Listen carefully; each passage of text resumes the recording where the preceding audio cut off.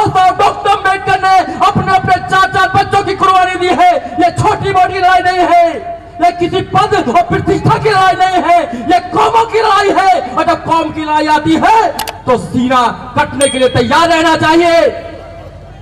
आज इन लोगों ने जो प्रोग्राम किया है, सब लोगों को बुलाने का काम किया है, अच्छी बात है, प्यार से हमें रहना चाहिए, मगर हमें अपना रास्ता भी तय करना चाहिए कि हमें कहां जाना है, हमारे लिए कौन सुरक्षित कर सकता है अपने आप को। जो सरकार बुद्ध की बात करती है, बाहर जाती है तो बुद्ध की बात करती है, मगर भारत में बुद्ध के खिलाफ युद्ध छेड़ रखा है। हमें समझना चाहिए, जब तक हम समझेंगे नहीं, जब तक बात बनने वाली नहीं है। साथियों, समय कैसा चल रहा है, वो खुलेआम कह रहे हैं कि तुम्हारे संविधान को खत्म करना चाहते हैं, वो छुपा नहीं रहे हैं, वो कह रहे हैं कि तुम्हारे संविधान को खत्म करना चाहते हैं, मगर और दूसरे लोग जो हैं वो कोई भी स्टेटमेंट नहीं देते हैं।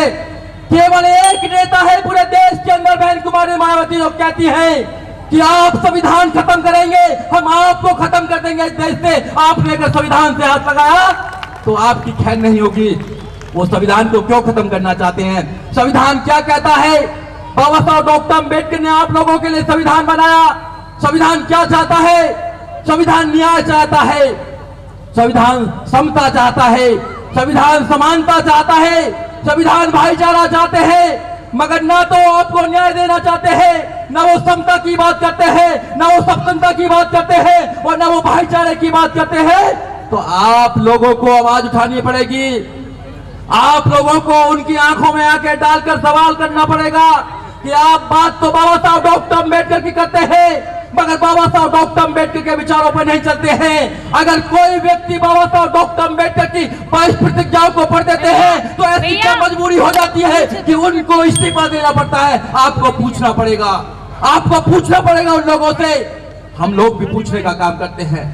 आपको पूछना पड़ेगा कि आप लोगों ने देश की जनता से झूठ क्यों बोला, हमारे मासूम लोगों से झूठ क्यों बोला, ये पूछना पड़ेगा। जब तक हमारे लोग जागरूक नहीं होंगे, अम्बेडकरवादी बनना आसान नहीं है।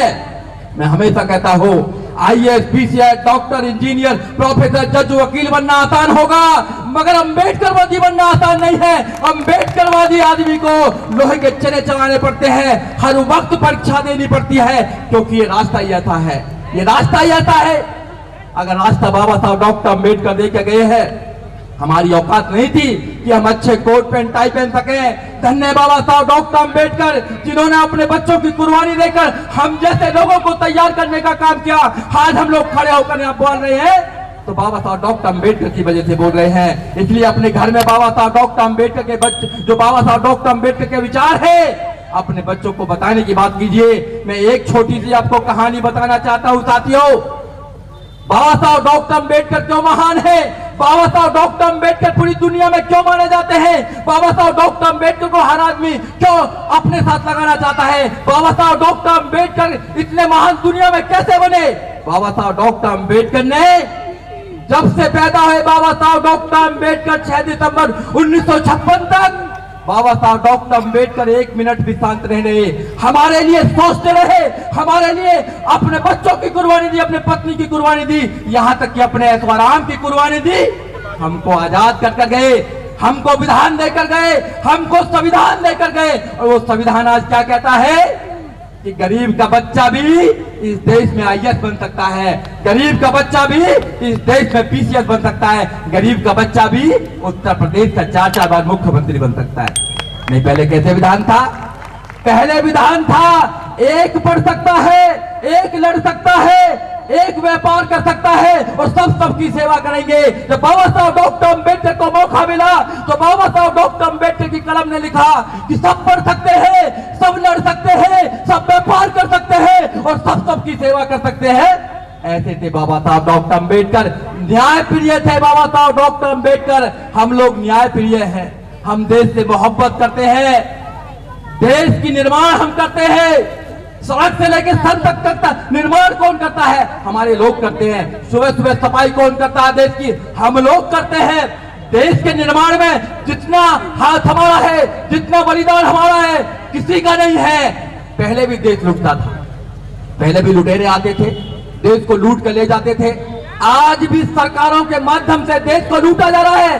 कोई 9,000 करोड़ लेकर लूट कर चला जाता है लंदन के लिए, विजय माल्या जैसे लोग, मोदी जैसे, अरविंद मोदी जैसे लोग पूरे देश को लूट कर लेकर जा रहे हैं। क्यों नहीं रोक रहे लोग, क्यों नहीं रुक रहे?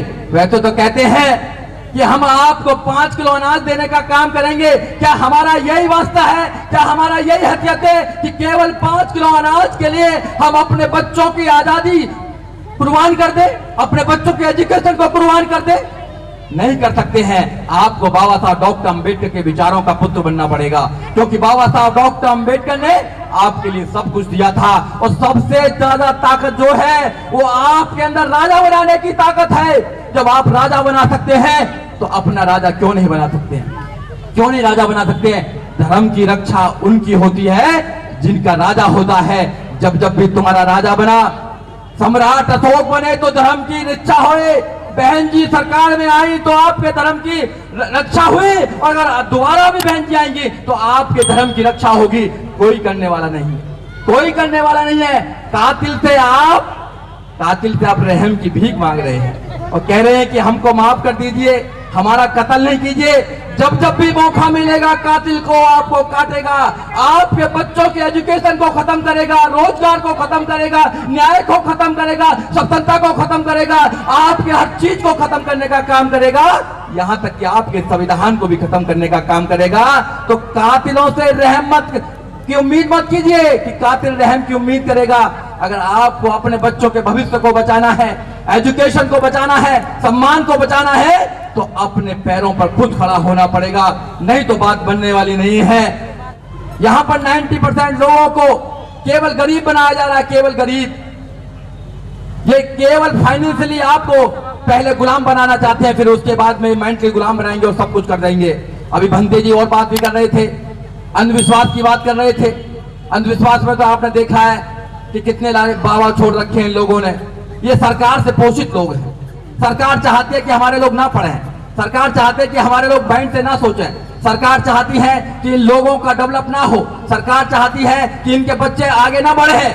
जब सरकार ही चाहती है, जब सरकार ही आपके बच्चों को आगे नहीं बढ़ाना चाहती है, तो लड़ाई और ज्यादा कठिन हो जाती है। इसलिए आपको समझना होगा, हम समय समय पे आते रहते हैं, आपके मोहल्लों में आते रहते हैं, हम मीटिंग करते रहते हैं, कार्डर देते रहते हैं, आप सब लोगों को समझाते रहते हैं कि बाबा साहब डॉक्टर अंबेडकर की बात कौन करता है, बाबा साहब डॉक्टर अंबेडकर के विचारों पर कौन चलता है, बाबा साहब डॉक्टर अंबेडकर के सपनों का भारत कौन बनाना चाहता है, बाबा साहब डॉक्टर अंबेडकर के संविधान को सुरक्षित कौन करना चाहता है। हम आपको बताते रहते हैं, आपको बखूबी पता है, आप समझदार हैं, मिशनरी साथी हैं कि एक ही व्यक्ति, एक ही पार्टी है जो बाबा साहब डॉक्टर अंबेडकर के संविधान को बचा सकती है। और मुझे कोई गर्व, मुझे कोई शंका नहीं है कहने में, उसका नाम है बहन कुमारी मायावती, उस पार्टी का नाम है बहुजन समाज पार्टी।